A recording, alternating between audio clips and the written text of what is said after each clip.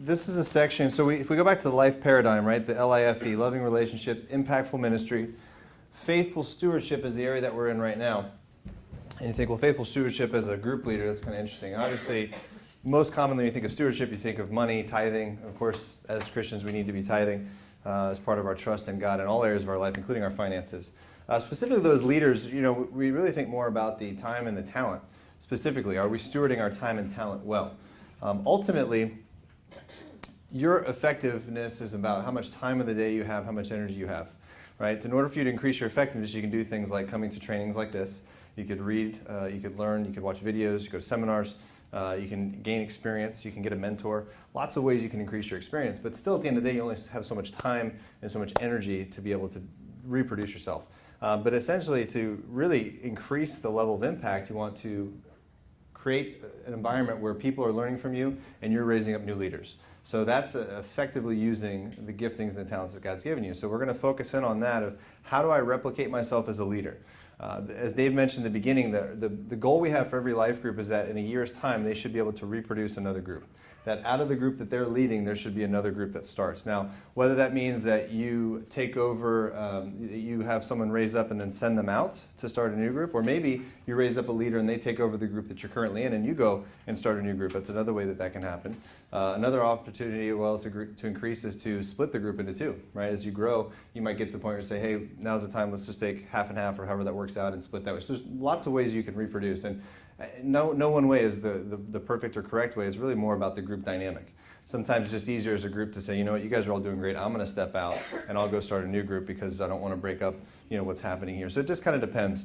You kind of want to play that here, but we still want to be intentional in training and raising up an apprentice. So we're going to talk a little bit about that.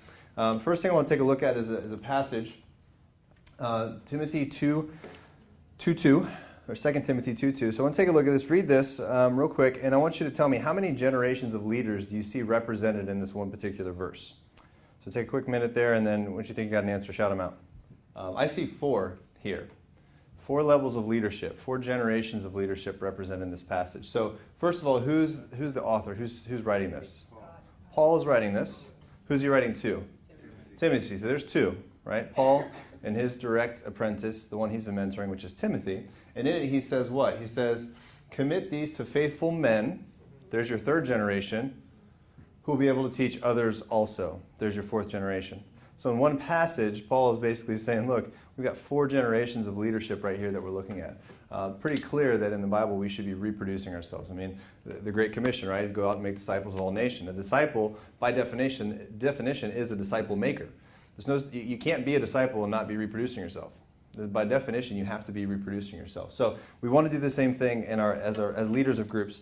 So how do we do that? Well, first of all, you need to be intentional. It starts by coming to this class and recognizing, okay, this is what I should be doing, and now I've got to take this back practically, and I've got to start to apply this.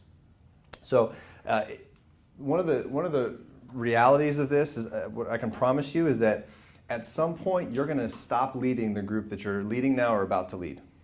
Something is going to happen where you're no longer going to lead the group. You're going to either move, the group's just going to kind of fall apart just naturally.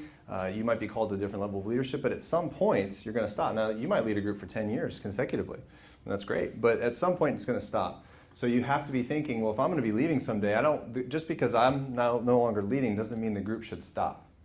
That's not healthy leadership, right? That's when people are dependent on you. They're not meeting for the right reason. They should be meeting with the fellowship and growing closer to Christ, not just because you happen to be the one who says, hey, let's all get together. So you know you're going to be leaving, so don't wait until you leave in order to find a new leader, because now it's too late. Now you're sort of scrambling, you're reacting more than planning and preparing for something that's inevitably going to happen. Choose the right person. So there's a couple of things there in your notes of how do you do that. Well, who do people naturally look up to in your group? Hopefully you're one of those people they look up to. That would be good. But who else is in the group that people sort of naturally gravitate towards that seem to have those natural leadership qualities?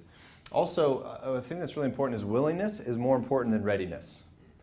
You've got the person who's got their Master Divinity degree, they've been a pastor before, and they're like, I don't ever want to lead again. On paper, qualification-wise, sure, they look like the one, but you got someone who, has been saved for about a year and is just hungry for the Lord, is just devouring everything you give them, and is like, give me more, I want more, I want more. I would rather work with a person that's willing versus the person who seems qualified or ready. There's a lot more you can do with someone. You can equip people, you can train people, but you can't give them passion and desire. That's difficult to transfer. So choose the person who seems to be willing. And then, of course, does their personality energize you? Don't overlook the fact that you're going to be spending time with this person. If this person drains you, then that's probably not the best person for you to apprentice. Now, that doesn't mean we shouldn't find a way for them to grow and step into leadership. Perhaps someone else in your group can be the mentor to that person, or maybe someone outside of your group can pour into that person and raise them up. But if it's something where personality-wise it's a grind for you, it's probably not the right person for you to pick as your apprentice. Because over time, you might get bitter, you're not resentful for the relationship, and it's probably more of a drain on you. So be aware of that. Another thing too is to check with your coordinator or coach before choosing an apprentice. Why do we recommend this? There could be a past incident, there could be some situation that they've been in the past. We do a good job, or we try and do a good job of keeping track of everything when someone becomes part of the Rock Church. So Fellowship 1 is our database. All of you guys are in Fellowship 1. And so if anything that you do, if you volunteer for an event, if you're part of a ministry, all that stuff gets logged and tracked as part of your profile. So if there's past circumstances, not that that's an automatic disqualifier, but we want to be able to let you know as a leader, hey, this happened in the past. This is something you need to address before moving forward with this person. So just do that double check. We'd hate to be there any red flags. And you've poured into someone for 6 months and be like, hey, this person's going to take over as our group. And we're like, that's not going to happen. These are the reasons why that can't happen. So again, just let us know, give us a quick heads up so we can make sure that all signs are pointing in the right direction there. And then of course, get started today. Don't wait. Okay. Be intentional. Put it into practice right away. Overcoming obstacles and objections. You're going to get people who are going to ask you, well, why me? Why are you choosing me? Many of you in this room probably at one point gave that answer when someone said, hey, I want you to step into leadership. And you said, well, why me? I don't think so. I'm not qualified. I don't know enough Bible. I don't know enough about leadership. I'm probably not the right person. Okay. Somebody in your life, though, encouraged you and continue to, press in on that. And obviously now you're in a position where you're stepping into leadership and already been in leadership. So what are some of the things you're going to hear? Leadership ability, teaching ability, communication skills. People are going to doubt their own abilities. So as leaders, our job is to know their strengths and of your apprentice and affirm them accordingly. Find out what it is. And sometimes it takes longer on some others to search and find it, right? But you really got to find what that is. Are they great at hospitality? Great, let's affirm that. Let's encourage that skill that they have. Maybe they seem to have a lot of, they've got good theology. They seem to have a lot of Bible knowledge. Great, let's affirm that. They're great with people. They seem to be really good listeners, good counselors. Find those areas and really pour into that to encourage them. That'll help them to overcome the doubts they have in those areas where there are weaknesses. Because we can work on weaknesses, we can encourage them. We want to make sure we affirm them in those strengths. Sometimes the greatest strength of somebody is their testimony, right? One of the best things to do when you're evangelizing is just share what God's done in your life.